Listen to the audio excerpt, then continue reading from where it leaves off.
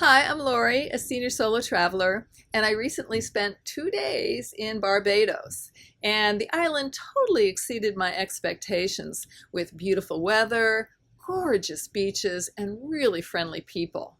The number one industry in Barbados is tourism, so you will find a plethora of things to keep you entertained. However, these are 5 things that I would recommend with a little advice at the end of the video. So here goes. Number 1, Catamaran Turtle Snorkel with Open Bar. For less than $100, I spent a day in and on the water that was just heavenly. Stiletto Tours picked me up in a minibus at my hotel and drove me to the catamaran. After offering us drinks, we motored to our first snorkeling spot where we swam with sea turtles.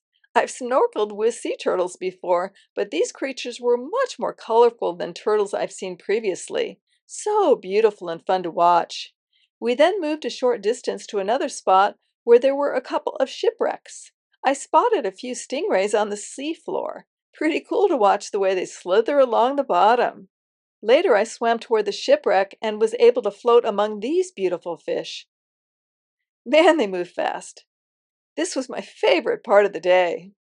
Next, the catamaran followed the coast for about 30 minutes to a beautiful beach near the Sandy Lane Hotel, which is the most expensive hotel on Barbados. We were served a hearty lunch, offered more drinks, and the opportunity to swim in the crystal blue waters. I just kept looking around and marveling at the beauty. The water is so turquoise and the weather was intoxicating. Everyone on the catamaran was smiling and having a great time together. I booked this tour through Viator.com, but you can book directly through Stiletto Tours. I have left a link in the description. Number 2, Welchman Hall Gully. The Welchman Hall Gully is located in the St. Thomas Parish, which has the highest elevation on the island. The park is a tropical hideaway and home to wild monkeys, rainforest trees, and native plants. There's a cement path through the gully, which is a shaded reprieve from the Barbados sun.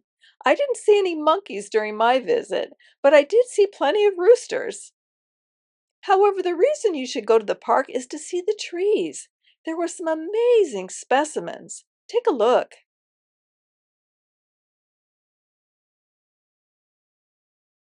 Look at the roots on this one. And I love this one growing out of a rock. Towards the end of the path, you come across some intriguing caves. So the entire park is very enchanting. You can easily walk to the end of the path in about 30 minutes, so it's not a massive park. It feels very intimate.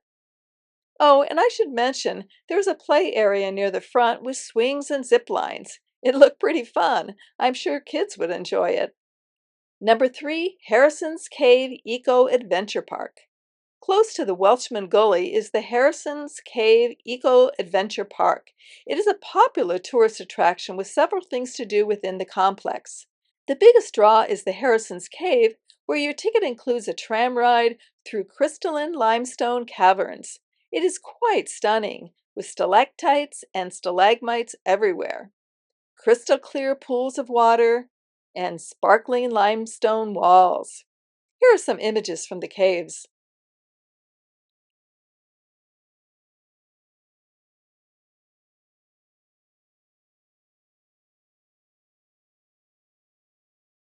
Your ticket also includes access to an aviary, which has some delightfully colorful birds. There are also nature trails that weave around the area. With limited time, I didn't travel too far in the trails, but the paths led to some lush and green settings. There is also a monkey zip line where I saw people flying overhead on 2 different lines.